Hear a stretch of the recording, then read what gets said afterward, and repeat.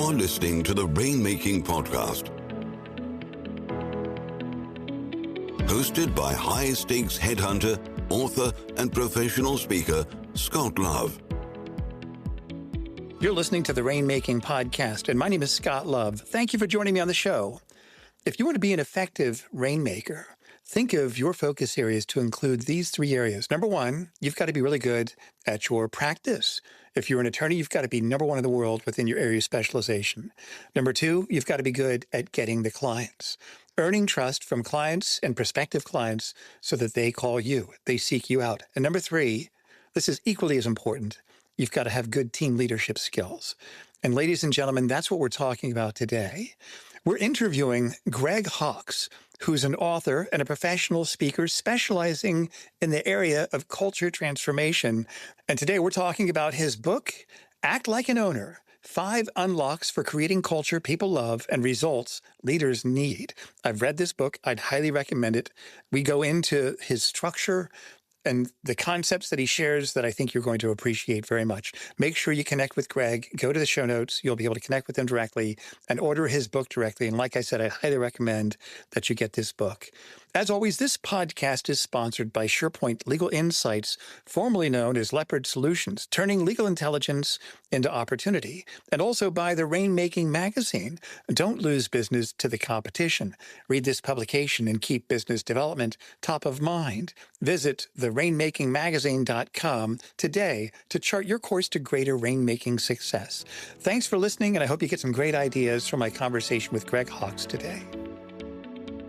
Hi, this is Scott Love with the Rainmaking Podcast. Ladies and gentlemen, you've got a special treat in store for you today. Our guest is Greg Hawkes. He's a successful author and speaker, and our topic title is Act Like an Owner. Greg, thanks for joining me on the show today.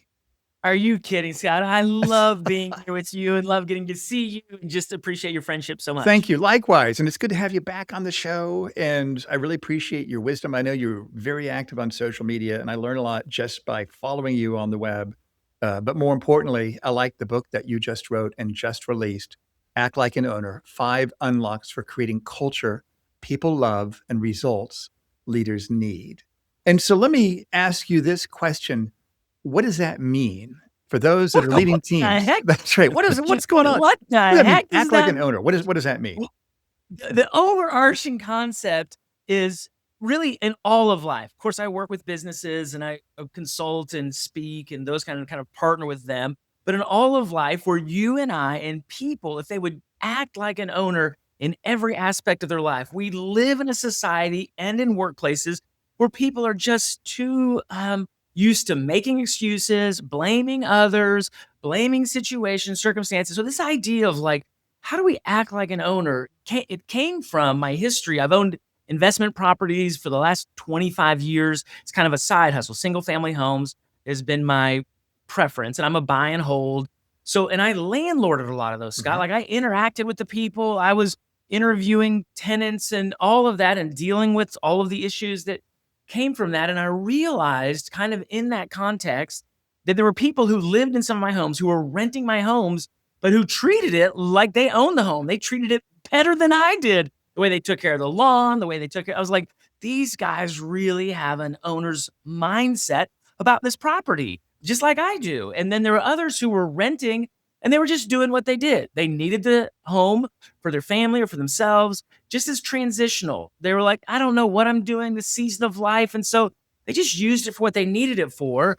And there's nothing wrong with renting, right? Like that's a necessary element, depending on your season of life, depending on where you're at, depending on all that.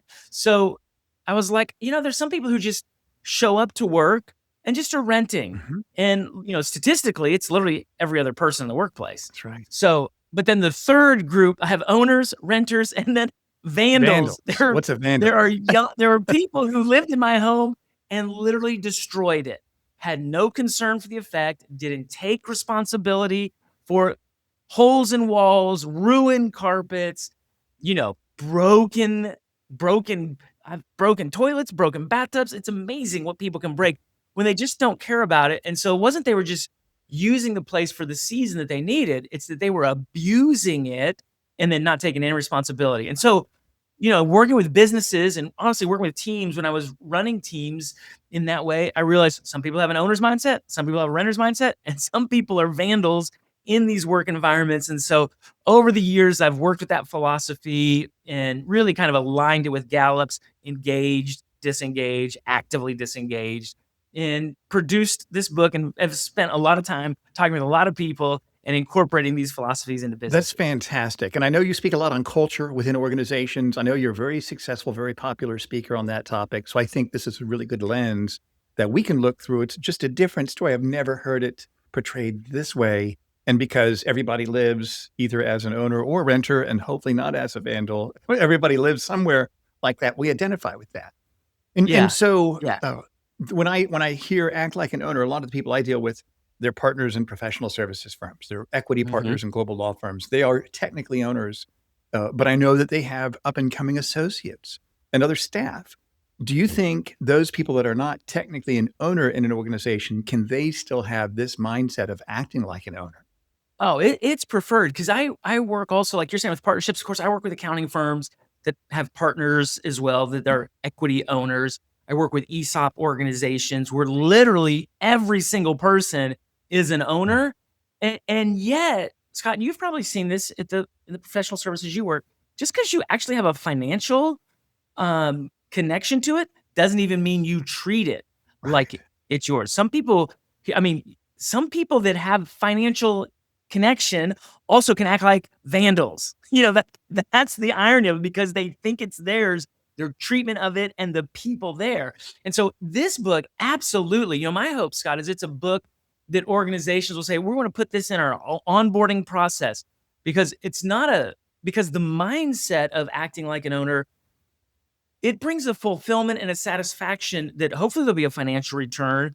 But what you and I both know is that there's a lot more to just money. We got to have money. It's got to be a baseline of we're taken care of. But the thing that really motivates us in our work, and anybody in the organizations, is their own sense of what do they get back from it? What is the return on investment they get? And so I have this thing called EFROG, which is an emotional, financial, relational, opportunity, or growth. Right. And you know how it is. We both have young adult kids, right? We've got 20 somethings in the workforce, and they want money. I mean, don't make no better about it. Gen Z wants their money, but they also want opportunities. Like I will make sacrifices. I will give myself, if you show me there's opportunities for a pathway that leads to career progress, that I can advance. Hey, I want to be in relationships, especially in our virtual and hybrid world. It's like, what I really value? Somebody who could mentor and that I could be around. And so there's these other returns that in organizations, there's a huge value for acting like an owner because of the return you get from it. Right. Let me ask you this. So the people listening to this show, and everything you've said, I think is brilliant. I want to go deeper in that. Let's say somebody is listening to this. They're not a CEO of a large organization. They've got a team of 5. Do you think they can influence their team to start acting like an owner? I mean, absolutely. I mean, whether it's a huge corporation, a small company, it's always the leader, Scott, as you know. And, when you shift over to Gallup, when they talk about how if a manager kind of is bought in, how much more significantly the team is, because it's a collective we. Right. Really, that's a lot. And, in our workplace today, people are talking about belonging, and have kind of shifted to that idea of, do I have a voice? Do my thoughts matter? Am I cared for? Like, do I have a place here? And so that's always going to be the leader's responsibility. What's great with a person who leads a team of 5, they can know what is this person's motivation, what really gives them a return on their investment. What is the skill? Because when I talk about owners, renters, and vandals, the way I kind of shorthand it is that owners bring their heart, head, and hands.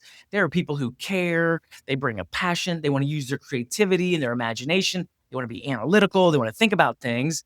And then they also have the skills. Whereas renters, they just bring hands, right? They show up, they do their job, and they do their job well. The challenge in the workforce is there's so much emphasis, like the disengage, we need to re-engage. Well, statistically, for 25 years, Scott, I've done the Gallup over 25 years.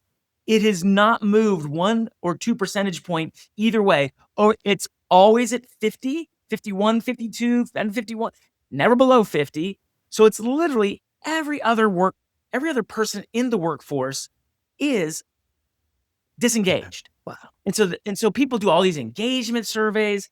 And Scott, here's the secret. Most people are focusing on this. How do we get the disengaged to be more engaged? When what really the trick is, how do we take the vandals, the actively disengaged, and how do we evict them, which enables these disengaged to go, oh, okay, so you're not going to tolerate that behavior? Okay, so you're not going to I guess it's worth me investing back in. Yeah.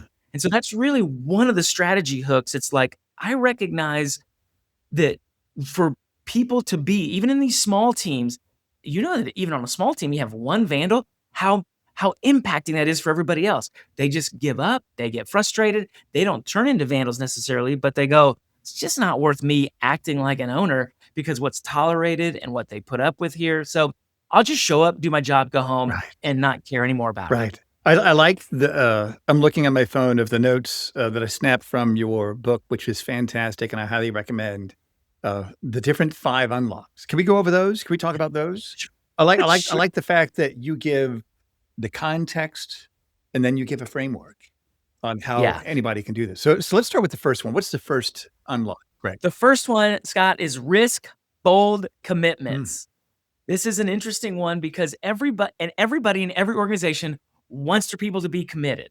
Like that's a no-brainer, easy start. But here's what I found, and you may find this also in the organizations you work with. They haven't been really great at defining what are the metrics of commitment. Right. What does it look like for someone to be committed at this place? I always say people like to use time, and time is the worst measurement of commitment because somebody could be there a really long time. Like, I've been here 25 years. I'm obviously committed. I'm like, maybe, or you just have a high tolerance for pain. Maybe you've just figured out how to endure and outlast and get. So time in the long run, and it, people also are like in the short run. I'm the first one in. I'm the last one in. I turn the lights on. I turn the lights off. I'm like, you might be committed or you might just be slow at your job. Yeah. Just because you work 12, 14-hour days, that doesn't mean you're committed. Ask you this. I know within the legal world and other professional services, the return to office, we want people in the office 5 days a week physically here. What do you think about that? How does that fall within your context here?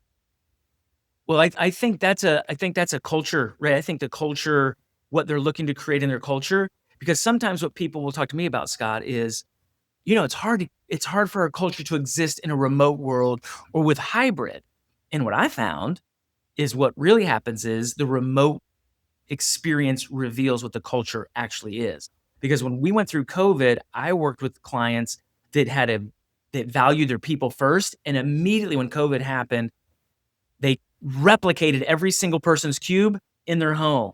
And so what happened was COVID actually magnified how incredible their culture was. Wow. It didn't diminish it. It just revealed what it actually was. And so I think for culture's sake, remote doesn't take away so much as it reveals. Now, listen, in-person interaction, there is something special about humans connecting. Yeah. There's an energy, there's exchange, there's spontaneity.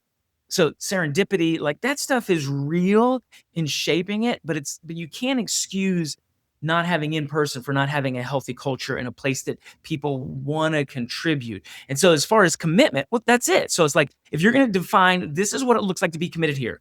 You show up at 9:00, you leave at 6:00, and you're in the seat. Well, then that's a definition of commitment. And if you want people that are regulated that way, like that's most important, then fine, measure it that way. But it's not an indicator. Well, let me just say this: once you define your commitment, and then people go, yeah, I will align with that. I will show up with that. Then it goes. Then it says, yeah, these people are committed because we've said in this place, this is what commitment looks like. Let me ask you, what are examples of organizations you've seen? You don't have to mention their names, of course, but what are examples of how they have risked bold commitments and what has been the result of that? There's a couple, because for me, it goes down to the individual level. And so I worked with an organization that had incorporated a mentoring process that offered mentoring. And so that sounds like, well, that's a great thing. But what the risk is then I'm going to make myself accountable to another person, right? And so they created this structure, and this is for me, this is one of the measurements, of commitment that really is revealing is, are you willing to be held accountable? because most people are like resistant, because accountability to baseline in an individual way says there are areas in my life I haven't yet achieved what I want to achieve, and I need help getting there. And listen, the human ego does not like saying I need help, especially in the professional world. Yeah. I'm sure in the professional services you work in that people are not like, hey, I need help. They're like, I'm a professional, I know everything. That's right. And yet what I have found, Scott, is that, without accountability, you and I can't sustain excellence. This is a And really so, good point, Greg. I mean, this is really interesting because I've seen those in my world and dealing with global law firms. The correct persona of an effective partner, client-facing persona is I have all the answers, I know everything. The problem is that persona permeates other areas of their professional life, which keeps them from yeah. growing and reaching their full potential. I think you hit something there, right there, Greg. Well, here's what I like to say. If you're not willing to be accountable, what it means is you're committed to mediocrity in your life. Wow. Because you and I cannot sustain excellence in any area of our life without people in it that are just nudging us, right? I think of accountability as progress partners. Like there's an area in my life I need progress. And so I invite people in and go, I need nudged there. I need reminded. I need called out when I'm not living up to it, right? Accountability has such, you can't enforce it. So that's why when we go back to what is risking bold, it's a bold commitment for me to say, I want to keep growing, and I'm publicly letting other people know I'm connecting with people in areas of my life that I want to get better in. And listen, at any season of life, in any profession, that's still a real need in our life. And where I don't invite people, it says, I'm just willing to be mediocre in this area. And so that's why it's risky. That's why it's bold. That's why it's a commitment. Because it's also, Scott, if you've ever done this, holding someone accountable, like the flip side of accountability is like, it's hard to hold your peer, because it's just awkward, Yes. right? When you don't live up to it, you're like, hey man, we made an agreement. If you didn't do this, then there's a consequence, right? Accountability, that you have these agreed consequence. It's hard to exact that on a colleague, but that's why it's so significant. And that's why it's a bold commitment. And so that's what, when I say that, when I think of it as an individual level. It's like, what are they willing to do? And then as an organization, you can't go, hey, we're going to create an accountability program. Everybody has to be a part of it. But you create this mentorship program. That's what we'll go back to this company that created this mentorship that said you can opt in to having a relationship with people that'll hold you to standards in your life that you want to achieve and sustain. So that's one example. That's great. So Greg, let's talk about the second unlock here. Activate lasting value. Tell us, what does that mean and why is that important in helping people to think more like owners?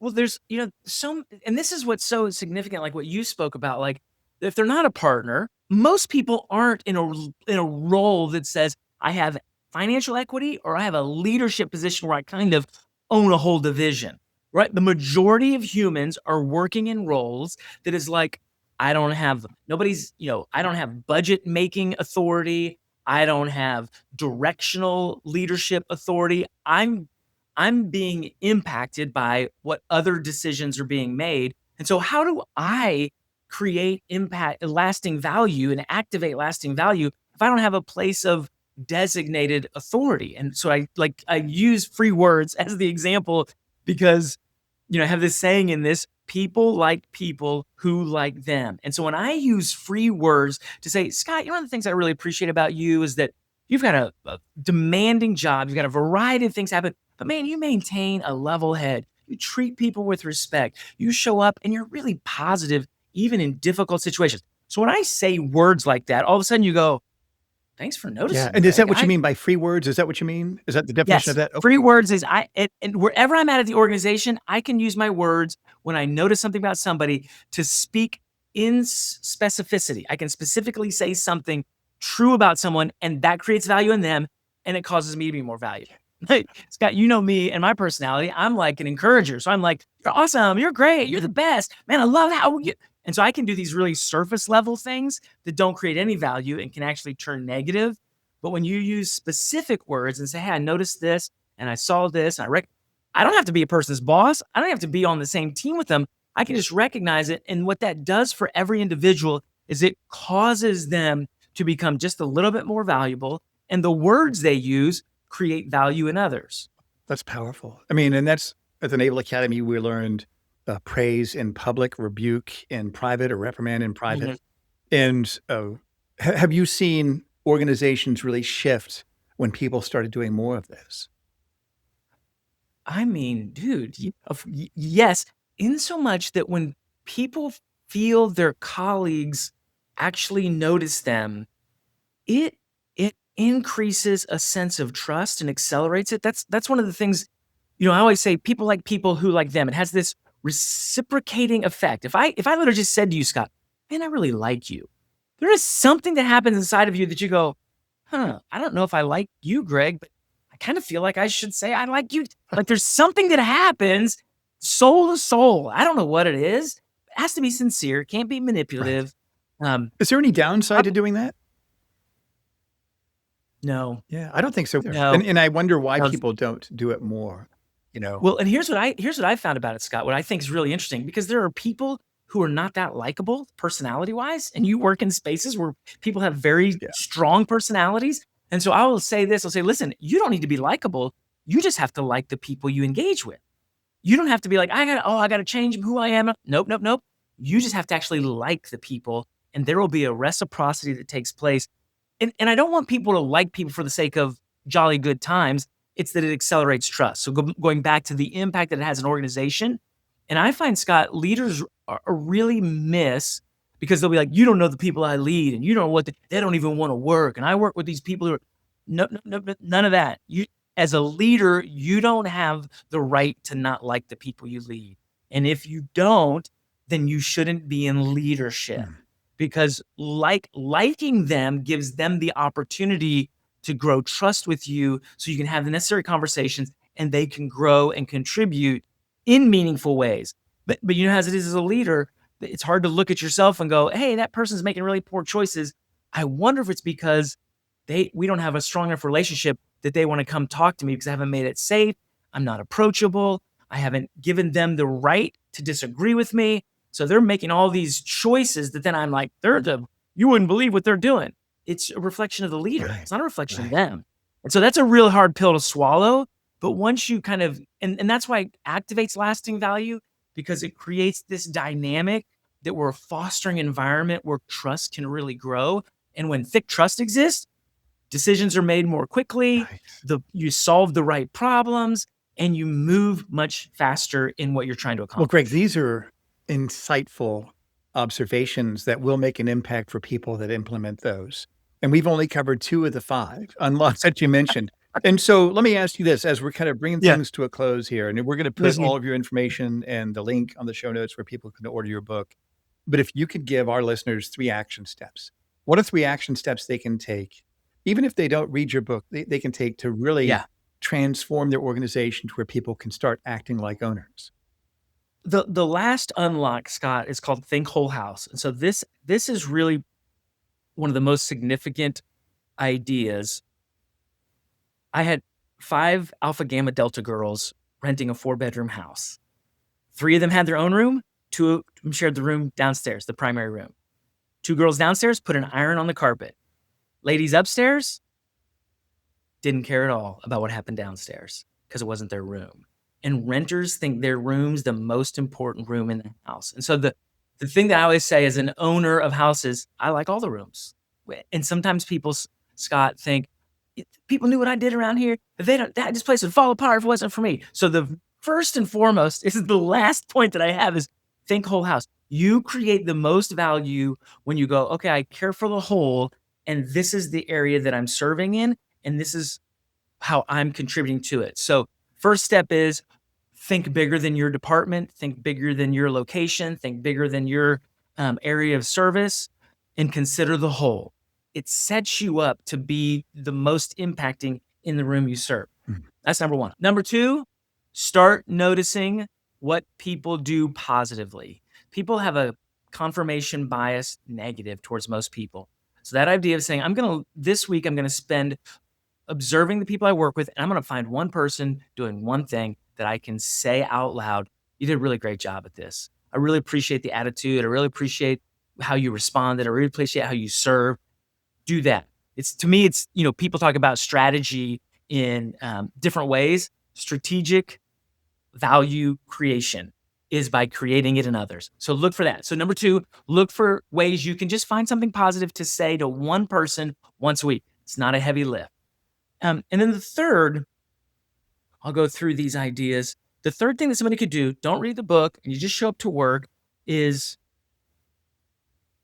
ask yourself, am I owning this, or am I blaming?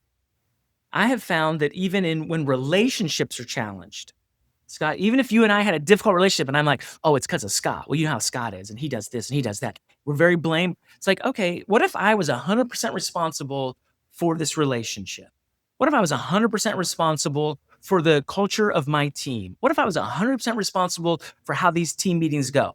Even if I'm not the leader, I'm not saying you have to be the same, but if I thought like that, how would I act differently towards people? How would I contribute differently in these settings? And when I walked away from them, what would I feel responsible for? So just that idea of, am I acting like an owner in this situation, in this relationship, in this gathering? It changes the dynamic of how you engage with other people. That's great, Greg. Thank you so much for being here and sharing your fantastic wisdom with us. Like I said, I've learned a lot from you before. I've really learned a lot from you today. And I know all of our listeners will as well. And I know it's going to make a significant impact in their organizations. And tell us about your offerings. What do you do? What do you have? How can you help our listeners out? What would you like for them to know about your offerings? Well, Greg? greghawks.com. That's the kind of the centerpiece of where all my information is. So just GREGHAWKS. I'm sure you'll have it in the show notes, .com. I'm on LinkedIn. As you said, that's where I like to put out all the things that I do. Also, I'm doing with the book kind of a team coaching. Scott, I'm not like a one-on-one coach. I don't really do that, but I do partner with organizations, say, give me a team of up to 10 where I understand the dynamics, where I can be a part of it. And so I can do a 6-month engagement where I'm just kind of embedded as part of the team and help really shift the culture and the mindsets.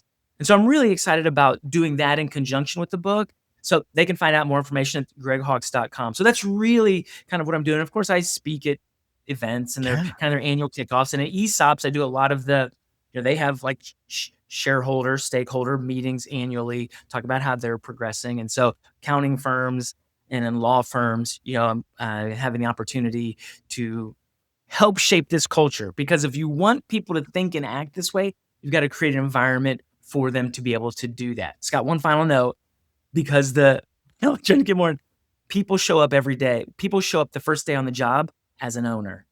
And then it's the organization's culture that crushes the heart and mind out of them and turns them into renters. And then the organization is like, why don't you buy in like you once did? And it's because I started working there. And so I try to partner with organizations to shape environments where people can show up and contribute their best daily. That's great, Greg. I really appreciate just this framework that you've given us. And thank you so much for sharing your wisdom again. And I'd love to have you back on the show here again in a few months, Greg. Love to. Thank you, my friend. Thank you for listening to the Rainmaking Podcast. For more information about our recruiting services for international law firms, visit our website at attorneysearchgroup.com. To inquire about having Scott speak at your next convention, conference, sales meeting, or executive retreat, visit therainmakingpodcast.com.